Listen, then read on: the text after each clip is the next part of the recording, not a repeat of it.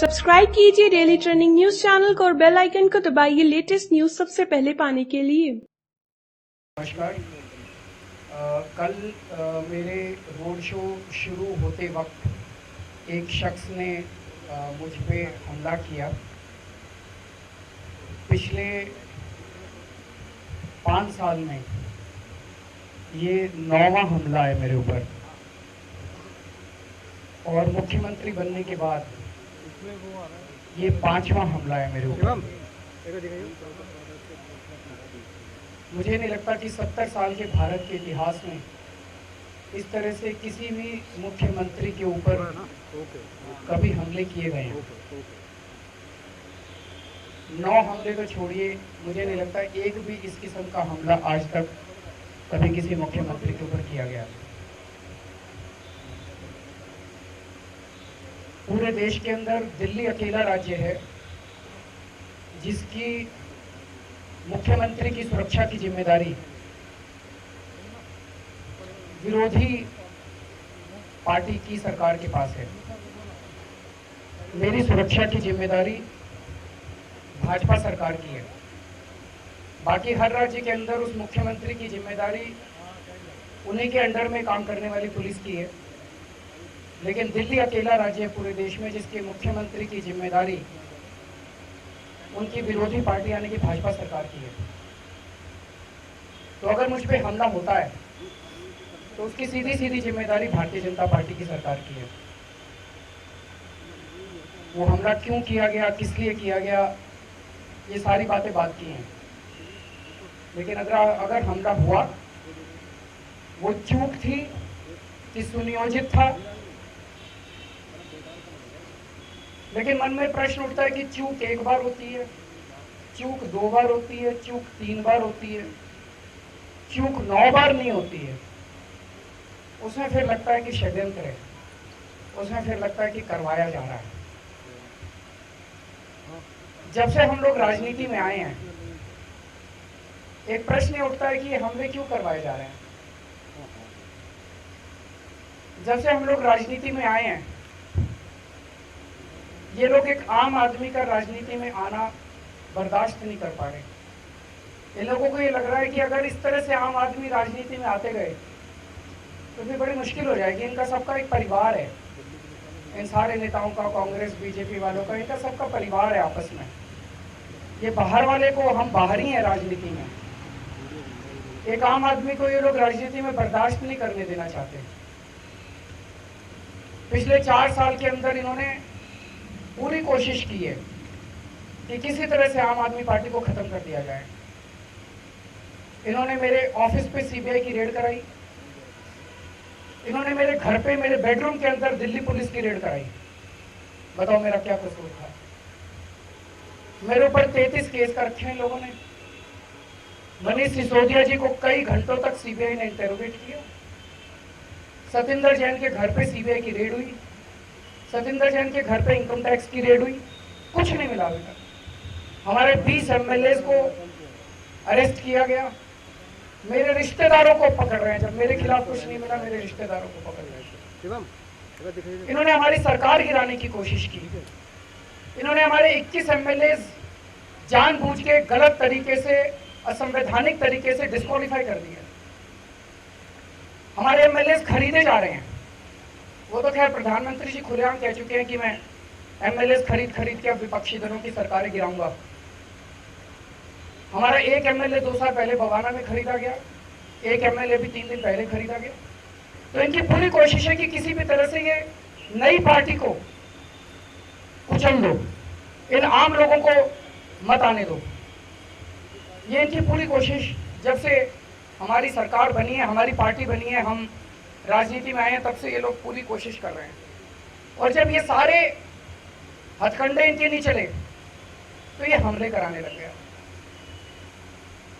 ये 9वां हमला है। 9 हमले कोई कम नहीं होते। इन पूरी साजिश है कि किसी तरह से ये हमारे ऊपर जानलेवा हमला करना चाहते हैं, ये हम इस रास्ते से साफ करना चाहते हैं। इनका मकसद है कि किसी भी तरह से इनको फिजिकली हटा दो। मैं ये कहना चाहता हूं कि मैं एक छोटा सा आदमी हूं, मेरी कोई औकात नहीं है। आज ये हमला मुझ पे नहीं हुआ, ये 9 हमले मुझ पे नहीं हुए, ये दिल्ली की जनता के ऊपर हुए हैं। इन्होंने दिल्ली की जनता द्वारा चुने गए मुख्यमंत्री पे हमला किया है। आज अगर मैं एक आम जिंदगी जी रहा होता तो मेरे पे हमला नहीं कराते ये लोग। इन्होंने दिल्ली की जनता का अपमान किया है, दिल्ली की जनता के ऊपर हमला किया है, और दिल्ली की जनता ये बर्दाश्त नहीं करेगी। दिल्ली की जनता इसका बदला इनको जरूर देगी। दिल्ली की जनता देख रही है कि किस तरह से, चूंकि जनता ने 70 में से 67 सीट दी थी, उसको ये बर्दाश्त नहीं कर पा रहे, इसलिए ये लोग ये हमले करवा रहे हैं। हमारा कसूर क्या है? हमारा कसूर ये है कि पिछले 4 साल के अंदर हमने इतने काम किए हैं। हमने शिक्षा में काम किए, हमने स्वास्थ्य में काम किए, हमने बिजली में काम किए, हमने पानी पे काम किए, हमने सड़क बनवा रहे हैं, गलियां बनवा रहे हैं, गरीब इलाकों के अंदर आज जा रहे हैं।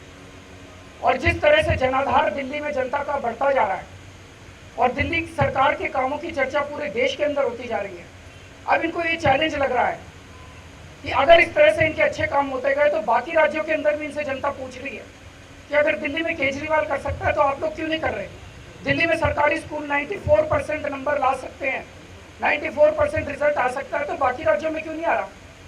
बीजेपी और कांग्रेस वाले राज्यों में तो 50%, 45% रिजल्ट आता है, दिल्ली में 94% रिजल्ट आता है। सबसे बड़ा हमारा कसूर है हमारा काम। ये काम बर्दाश्त नहीं कर पा रहे। मैं एक छोटा सा आदमी हूं, मेरी कोई औकात नहीं है। दिल्ली की जनता ने मुझे इतनी बड़ी कुर्सी पे बिठा दिया, दिल्ली की जनता ने मुझे इतनी बड़ी जिम्मेदारी दे दी। मैं दिल्ली की जनता का अपनी जान दे के भी एहसान नहीं चुका सकता। रात दिन 24 घंटे उनके काम के लिए लगा हुआ हूं। और मैं दिल्ली की जनता को ये भरोसा दिलाना चाहता हूं कि इनके हमलों से मैं डरा नहीं हूं। इनका हर हमला मेरे को और मजबूत करता है। दिल्ली की जनता बिल्कुल चिंता ना करे, ये काम जारी रहेगा और मेरा शरीर का खून का एक एक कतरा दिल्ली और देश के लोगों के लिए हमेशा समर्पित रहेगा। मेरी आखिरी सांस देश के लिए समर्पित रहेगी। इन हमलों से ये हमारा ना तो आवाज बंद कर सकते और ना ही ये हमारा साहस खत्म कर सकते। अब प्रश्न उठता है कि कल वाला हमला क्यों कराया गया? जो हमलावर है उसकी पत्नी ने एक स्टेटमेंट दिया है। उसने कहा है कि उनके पति बहुत बड़े मोदी भक्त थे और वो ये बर्दाश्त नहीं कर सकते थे कि कोई भी मोदी जी के खिलाफ बोले। वो केजरीवाल से नफरत करते थे। तो एक चीज साफ साबित है कि मैसेज ये देने की कोशिश की जा रही है इस हमलावर के जरिए। इस हमलावर को इसलिए भेजा गया, मैसेज ये देने की कोशिश की जा रही है कि मोदी जी के खिलाफ जो भी बोलेगा इस देश के अंदर उसको बख्शा नहीं जाएगा, चाहे वो कोई मुख्यमंत्री क्यों ना हो। पूरे देश के अंदर ये मैसेज देने की कोशिश की जा रही है कि मोदी जी के खिलाफ बोलने की जरूरत मत करना। जितने मॉब लिंचिंग के इंसिडेंट्स हुए उनमें भी कई सारे ऐसे इंसिडेंट्स हैं जिसमें उन शख्सों ने मोदी जी के खिलाफ बोलने की जरूरत की थी। आज इस देश के अंदर फेसबुक पे अगर कोई लिख देता है मोदी जी के खिलाफ, उसके खिलाफ फर्जी केस कर दिए जाते हैं। और आज एक मुख्यमंत्री के ऊपर हमला इसलिए किया गया क्योंकि वो देश के खिलाफ जो भी नीतियां होती हैं, देश के खिलाफ जो भी चीजें की जाती हैं, उनके खिलाफ हम आवाज उठाते हैं। हमारी आवाज को दबाने की ये कोशिश की गई है। लेकिन मुझे, और यही एक तानाशाह का निशान है, यही एक तानाशाह का कैरेक्टर है, एक डिक्टेटर का कैरेक्टर है। एक डिक्टेटर कौन होता है? जो अपने खिलाफ किसी भी किस्म के क्रिटिसिज्म को बर्दाश्त नहीं करता। ये तानाशाही की निशानी है कि अपने खिलाफ हर आवाज को बंद कर दिया जाए, चुप करा दिया जाए, मरवा दिया जाए, उसके ऊपर अटैक करवाए जाए। लेकिन मुझे बेहद खुशी है कि आज पूरे देश के अंदर मोदी जी की इस तानाशाही के खिलाफ आवाज उठ रही है। कल से पूरे देश के ढेरों नेताओं ने इसके खिलाफ आवाज उठाई है। ममता बनर्जी, तेजस्वी, नायडू जी, अभी अभी विजयन साहब का फोन आया केरला से, उमर अब्दुल्ला जी, अखिलेश यादव जी, हेमंत सोरेन जी, शरद यादव जी, सीताराम येचुरी जी और भी कुछ लीडर्स होंगे जिनके हो सकता है मुझसे नाम रह गए हों। ढेर सारे पत्रकारों ने इसकी कड़ी निंदा की है। मुझे बेहद खुशी है कि देश इससे डरा नहीं है।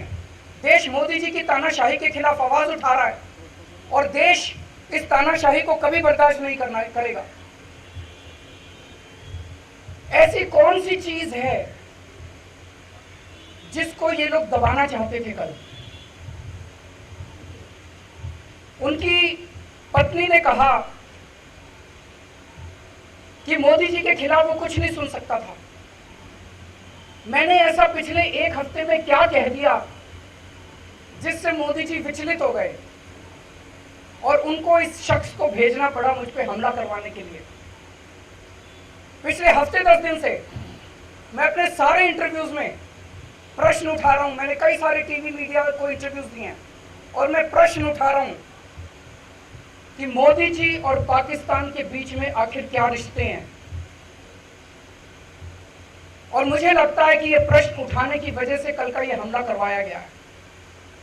और आज मैं सारे देश के सामने यह पूछना चाहता हूं कि मोदी जी और पाकिस्तान के बीच में आखिर क्या रिश्ते हैं। मोदी जी कह रहे हैं कि हमने आतंकवादियों के घर में घुस के मारा और आतंकवादी कह रहे हैं कि मोदी जी को दोबारा प्रधानमंत्री बनाओ। ये चल क्या रहा है? ये किसी की समझ में नहीं आ रहा।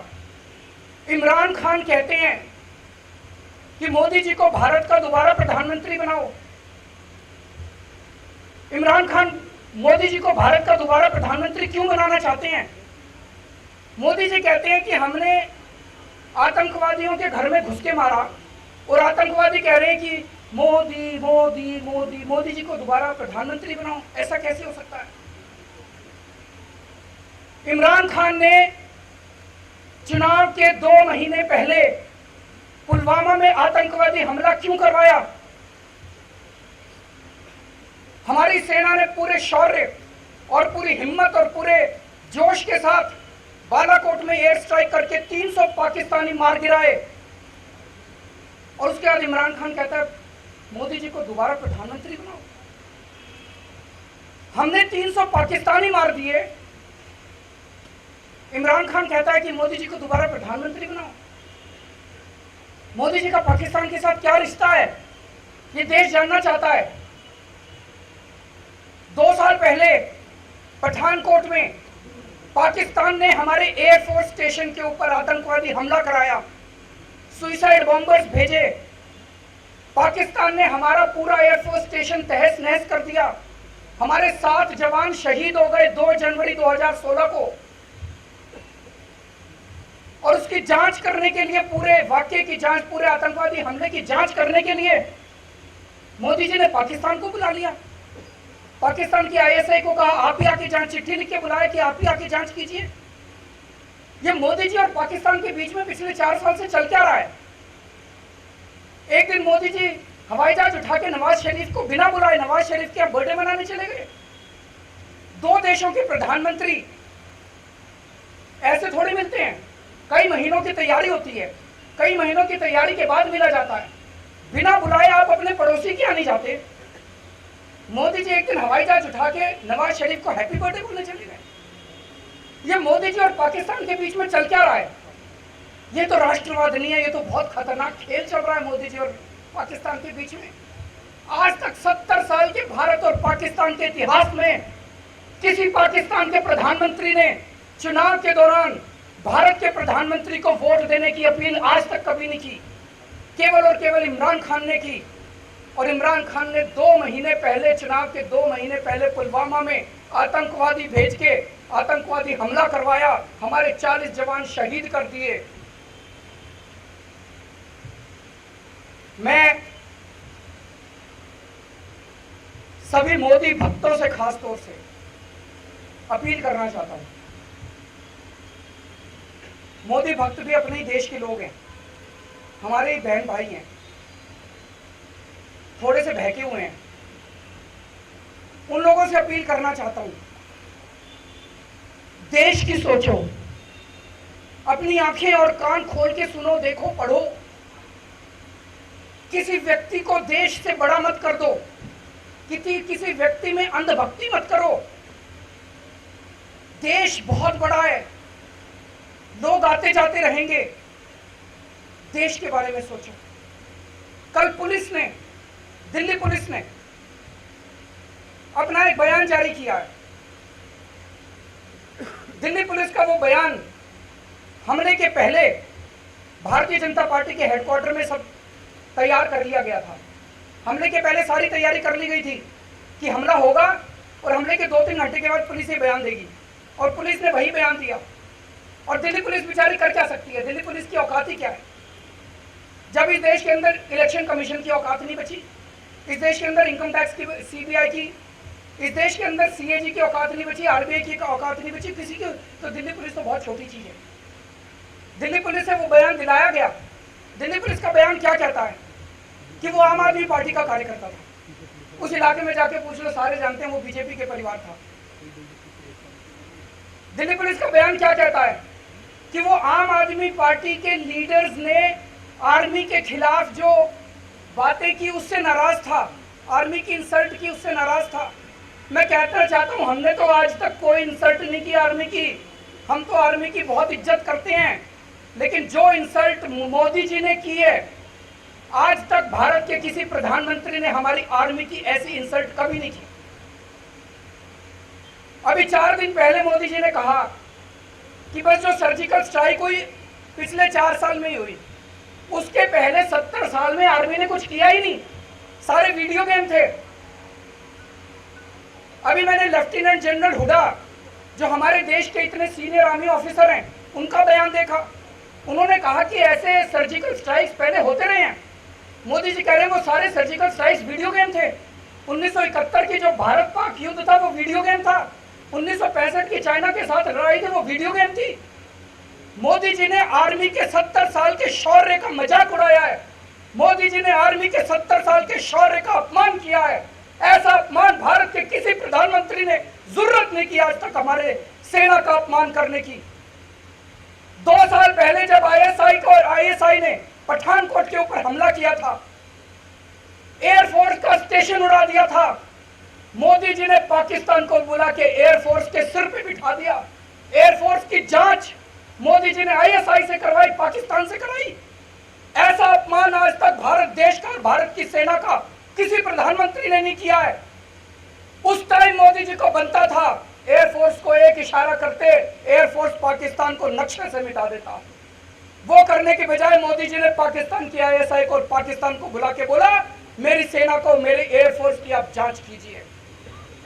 अगर वो शख्स वाकई इस वजह से उसने हमला किया है तो उस हमले को मेरे ऊपर नहीं करना चाहिए था, हमला कहीं और होना चाहिए था। हम हमलों के पक्षधर नहीं है, हम इसके सख्त खिलाफ हैं। लेकिन आज जिस कदर मोदी जी सेना का अपमान कर रहे हैं, आज तक किसी ने इस तरह से अपमान नहीं किया। मैं देश की जनता को केवल ये अपील करना चाहता हूं, केजरीवाल कट्टर देशभक्त है। हमारा एक एक सांस इस देश के लिए जीते हैं। हमारे देश का एक एक खून का, हमारे शरीर का एक एक खून का कतरा इस देश के लिए समर्पित है। और इस देश ने मुझे बहुत कुछ दिया है। मैं आज इंजीनियर हूँ। मेरे को याद है मेरे टाइम में 30 रुपये ट्यूशन फीस हुआ करती थी। 30 रुपये में इंजीनियरिंग नहीं की जाती। वो इस देश के पैसे से पढ़ा हूँ मैं। इस देश के पैसे से इंजीनियर बना, इस देश के पैसे से इनकम टैक्स कमिश्नर बना। और आज इस देश ने मुझे इतनी बड़ी कुर्सी पे, इतनी बड़ी जिम्मेदारी, इतना बड़ा सम्मान दे दिया। इस देश का कर्ज मैं 7 जन्म में नहीं चुका सकता। मेरी अगर जान इस देश के लिए चली जाए तो मैं खुशी खुशी अपनी जान दे दूंगा। लेकिन जब तक जिंदा हूं तब तक दिल्ली का शिक्षा, स्वास्थ्य, बिजली, पानी, भ्रष्टाचार के खिलाफ काम चलता रहेगा। मेरी जिम्मेदारी भारतीय संविधान के हिसाब से दिल्ली के मुख्यमंत्री की जिम्मेदारी केंद्र सरकार की है। केंद्र सरकार को अपनी संवैधानिक ड्यूटी पूरी करनी पड़ेगी। जरूर करेंगे। ये तो कॉग्निजेबल ऑफेंस है। देखिए, जो कॉग्निजेबल ऑफेंस है, they are duty bound to register an FIR.